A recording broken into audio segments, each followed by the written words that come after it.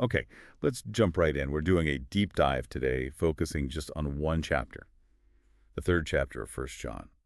And it starts with something pretty huge, doesn't it? This Mm, idea, just think about the incredible love the Father has lavished on us, that right. we should actually be called children of God. And the text says, well, that's what we are. So what does that really mean? That's what we're exploring. Exactly. And it's striking how almost immediately it contrasts that identity. It says, look, the world doesn't get us because it didn't get him. But then it looks forward, this hope that when he appears, we'll see him as he actually is. And get this, we'll be like him. And that future hope isn't just pie in the sky. It has this immediate effect. If you have this hope, you purify yourself because he is pure. Okay, that's a really powerful starting point. So if that's who we are and where we're headed, the chapter then seems to draw a very, very clear line. It contrasts two ways of living, doesn't it? On the one hand, you've got sin, and it defines sin pretty starkly, actually, as lawlessness. Lawlessness. It's not just like breaking a minor rule. It suggests something fundamentally opposed to God's order. And then the contrast gets, well, really sharp. It says Jesus appeared specifically to take away sins. And in him, no sin, none. Which leads to this really challenging statement. Anyone who lives in him, who abides in him, doesn't keep on sinning. And the flip side, anyone who does keep on sinning, well, the text claims they haven't really seen it or known him. It links sinning not just to, messing up, but directly to the devil whose work Jesus came to destroy.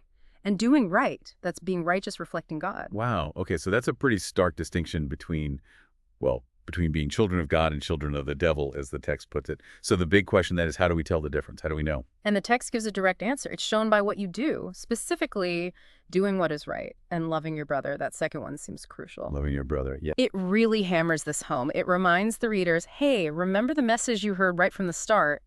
Love one another. Mm. And to make the point absolutely clear, it brings up Cain, the ancient dark story. Why did he murder Abel? Because his own actions were evil and his brothers were righteous. That's what it says. Exactly. And then it makes this shocking equation. Hating your brother is like being a murderer.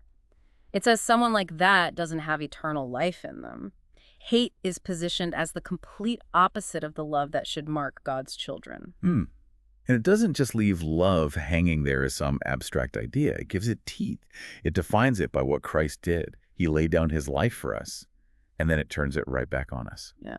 So we ought to lay down our lives for our brothers and sisters. Right, which sounds incredibly difficult, maybe impossible. But then it makes it practical, doesn't it? Yeah. It says, okay, maybe not literally dying right now, but if you've got stuffed material possessions and you see a fellow believer in need and you just shut off your heart, you feel no pity, how can you possibly say God's love is in you? It's a direct challenge. Yeah. Love isn't just talk, it says. It has to be real. Action and truth. And all these threads, identity, sin, righteousness, love, they come together towards the end of the chapter, offering a kind of assurance. It basically says this is how we know we're on the side of truth, how we can find rest, find confidence before God, even if sometimes our own hearts condemn us. Because God is bigger than our feelings, right? He knows everything. That's comforting, but there's another side too. Right. If our hearts don't condemn us, maybe because we're genuinely trying to live this out, then we can have real confidence towards God. And we receive what we ask, it says, because we're obeying his commands and, doing what pleases him. And what's the core command here? What sums it up?